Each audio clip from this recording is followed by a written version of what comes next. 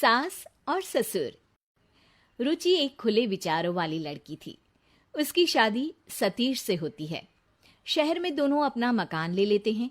एक दिन, रुचि, पापा के रिटायरमेंट हो गई है। अब से वो लोग हमारे साथ ही रहेंगे।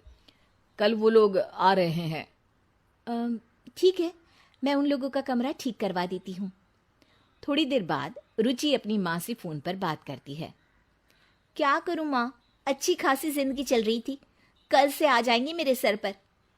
अब देख कर पहनो, बता कर जाओ, टाइम से 3 वक्त का खाना। अरे मैं तो नौकरानी बन जाऊंगी। अरे बेटा, नौकरानी रख ले सारे वक्त के लिए, और छोटे वाले कमरे में रख लेना उसे भी। हाँ माँ, ये तुम ठीक कहती हो। अगले दिन रुचि के सास ससुर आ जाते हैं। अब लग रहा है परिवार में आ गई। सारा दिन वहां अकेले रह रहकर अच्छा नहीं लगता था। अब यहाँ तुम दोनों और पोते के साथ जिंदगी आराम से कट जाएगी। जी, रुचि रुखे से जवाब देने के बाद वहां से चली जाती है। रुचि का रूखा व्यवहार वहां खड़ी काम वाली लक्ष्मी भी देखती है, जिसे रुचि ने अब घर के सारे काम के लिए रखा था। सास को थोड़ा अटपटा तो लगता है, लेकिन वो उसे इग्नोर कर देती है। एक दिन, सुनो सतीश, तुम्हारे पापा तंबाकू खाते हैं। वो उसका कचरा जहां मर्जी वहां फेंक देते हैं। अब रोहन भी छोटा है, कहीं उसे भी ऐसी गंदी आदत ना पड़ जाए। अरे वो तो पापा काफी वक्त से खा रहे हैं। मैं एक काम करता हूँ, पापा से इस बारे में बात कर लूंगा। पापा, वो आप तंबाकू अकेले में खाया करिए, कहीं रोहन को भी आदत ना पड़ जाए। पापा को सतीश की बात से परेशानी होती है, लेकिन वो कुछ नहीं कहते। ठीक है बेटा, मैं आगे से ध्यान रखूंगा।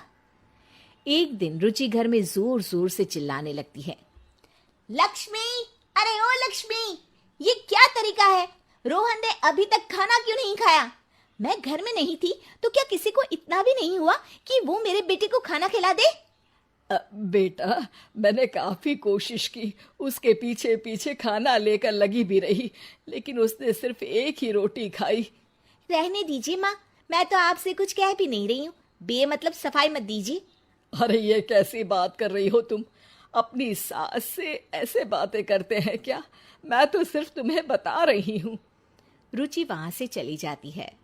शाम को, यार मैं रोहन को लेकर काफी परेशान हूँ। अब मैं नहीं हूं तो माँ पापा उसे खाना भी नहीं खिला सकते हैं क्या? अरे तो तुम बोल देती, क्यों नहीं खिला देते? जरूर खिला देते। मुझे भी तो माँ ने ही बड़ा किया है ना। तुम्हारी बात अलग थी जी, तुम बेटे थे, लेकिन वो पोता है। मैंने माँ से कहा तो बोली क्या करूं, खाता ही नहीं है। फिर मैंने लक्ष्मी से पूछा तो वो कह रही थी कि सारा दिन दोनों बुढ़ा बुढ़ी फोन पर लगे रहते हैं। अब हाँ माँ, खाना तो खिला ही सकती है रोहन को। मैं बात करता हूँ। माँ, कल रोहन ने कुछ नहीं खाया, आप उसे कुछ खिला देती ना। ससुर जो पास बैठकर रोहन को पढ़ा रहे थे वो बोल पड़ते हैं। रोहन, ये बिल्कुल ठीक बात नहीं है। मैं अब ये बर्दाश्त नहीं कर पाऊंगा। क्या क्या नहीं बर्दाश्त हो रहा पापा? बेटा, हमें लग रहा है बहू को हमारा घर आना अच्छा नहीं लगा। कैसी बात कर रही हो माँ? मुझे रुचि ने आज तक आप लोगों के खिलाफ एक बात भी नहीं की। उसने तो पहली बार में ही खुशी से कहा था कि वो आप लोगों का कमरा तैयार कर रही है। सास ससुर चुपचाप अपने कमरे में चले जाते हैं। पहले तो सतीश ऑफिस से आकर माँ के कमरे में जाता था, उन लोगों के पास बैठता, बातें करता, लेकिन धीरे धीरे उसने अब उन लोगों के कमरे में जाना भी बंद कर दिया। एक दिन लक्ष्मी सास से कहती है, अरे आंटी जी, आप ना अपने कपड़े खुद धो लिया करो, मेरे पास बहुत काम रहता है। फिर एक दिन लक्ष्मी सास से कहती है, अरे आंटी जी, आप चाय बनाकर पी लिया करो अपने लिए, क्योंकि मैं चाय नहीं पीती, ना ही भाभी जी पीती है। 2 टाइम चाय तो मैं बना नहीं पाऊंगी। हाँ। तभी वहां ससुर आ जाते हैं और वो कहते हैं, क्यों? चाय बनाने में कितना समय लगता है? आखिर तुम पूरे घर का काम करती हो, हम दोनों के लिए चाय नहीं बना सकती? लक्ष्मी रुचि के पास जाती है। दीदी, आपकी ससुर तो बोलने में बड़े तेज है। मैं काम कर रही थी, मैंने कहा मैं चाय नहीं बना पाऊंगी, आंटी जी चाय बना ले। लेकिन वो नहीं माने, बोले तुम ही चाय बनाओ। अब दीदी ऐसे में मैं कैसे काम करूंगी? शाम को रुचि सतीश से कहती है, देखो सतीश, मैं तंग आ गई हूं। आज पापा ने लक्ष्मी को कितनी बातें सुना दी। वो जाने को कह रही है।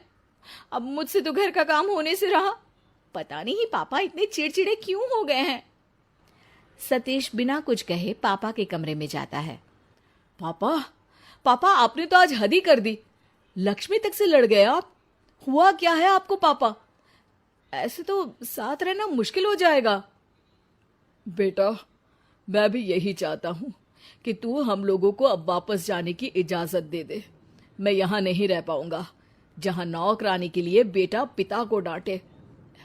पापा, आप बात को घुमा रहे हैं। तभी वहां रोहन आ जाता है। पापा, मैं भी दादा दादी के साथ जाऊंगा। अरे नहीं बेटा, हर बेटे को अपने मम्मी पापा के पास ही रहना होता है। तो फिर पापा आपके साथ क्यों नहीं रहना चाहते? सतीश को अपनी गलती का एहसास होता है। वो पिता से माफी मांगता है और रुचि से कहता है, देखो रुचि, ये मेरे मम्मी पापा का घर है। मैं ना उन लोगों के बिना रह सकता हूँ और ना ही रहना चाहता हूँ। तुम अपना बता दो। बेचारी रुचि करती और कहती भी क्या, खेल खराब होने के डर से चुपचाप मुंह नीचे कर वहां से चली जाती है।